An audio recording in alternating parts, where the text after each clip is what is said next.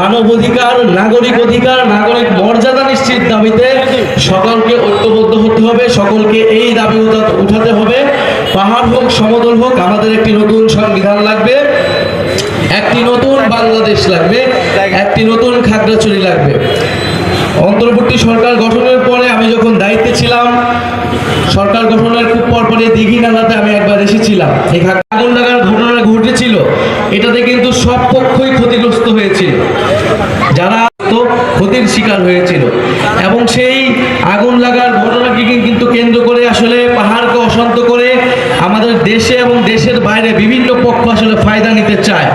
আমরা বলেছি কোনো আধিপত্যবাদী শক্তির জায়গা বাংলাদেশে হবে না। আধিপত্যবাদী কোনো শক্তিকে আমরা সুযোগ দিতে, বাংলাদেশ নিজেরা আমরা বাংলাদেশিরা সুযোগ দিব না। আপনার পরিচয় আমার পরিচয় বাংলাদেশি এবং নাগরিক, সেই বাংলাদেশি এবং নাগরিক পরিচয়ের ভিত্তিতে আমরা বাংলাদেশ রাষ্ট্রটাকে নতুন